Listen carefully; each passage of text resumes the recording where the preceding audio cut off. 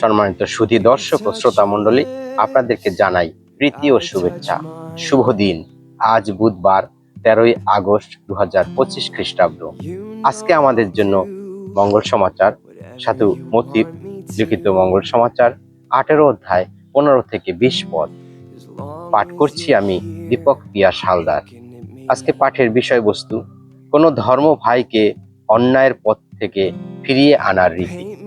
তোমার ভাই যদি কোনো অন্যায় করে, তবে তুমি গিয়ে যেখানে শুধু তুমি আর সেই আছো, সেখানেই তাকে তার অন্যায়টা বুঝিয়ে দাও।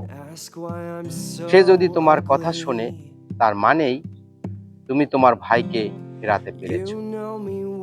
কিন্তু সে যদি না শোনে, তাহলে তুমি বরং দু একজনকে তোমার সঙ্গে নিয়ে যাও, যাতে 2-3 জন সাক্ষীর সাহায্যেই সমস্ত ব্যাপারটা একটা নিষ্পত্তি হতে পারে। সে যদি তাদের কথাও শুনতে না চায়, তাহলে তুমি বরং মণ্ডলীকে সব কথা জানাও। আর সে যদি মণ্ডলীর কথাও শুনতে না চায়, তাহলে তুমি বরং তার সঙ্গে এমন ব্যবহারই করো, সে যেন কোনো বিধর্মী বা কোনো করগ্রাহক। আমি তোমাদের সত্যি বলছি, পৃথিবীতে তোমরা যা কিছু বেঁধে রাখবে, স্বর্গেও তা বেঁধে রাখা হবে। আর পৃথিবীতে তোমরা যা কিছুর বাঁধন খুলে দেবে, স্বর্গেও তার বাঁধন খুলে দেওয়া হবে। এই কথাও আমি তোমাদের বলে রাখছি, তোমাদের মধ্যে দুজন যদি এই পৃথিবীতে কোনো কিছুর জন্য একমন হয়ে প্রার্থনা জানায়, তাহলে স্বর্গে বিরাজমান আমার পিতা তাদের সেই প্রার্থনা নিশ্চয়ই পূর্ণ করবেন।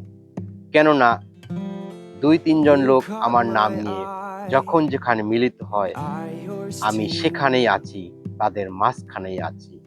খ্রিস্টের বাণী। খ্রিস্ট প্রভু তোমার প্রশংসা হোক। আমরা এই সুন্দর বাণী শুনলাম। এই বাণীর শিক্ষা অনুসারে আমাদের প্রতিদিনের জীবন আমরা পরিচালনার চেষ্টা করি।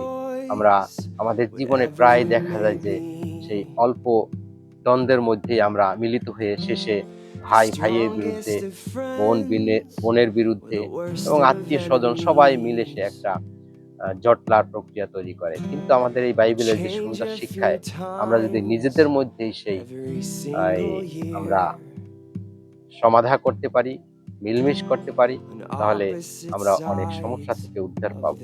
প্রভু যীশু আমাদের প্রত্যেককে আশীর্বাদ করুন। আমেন।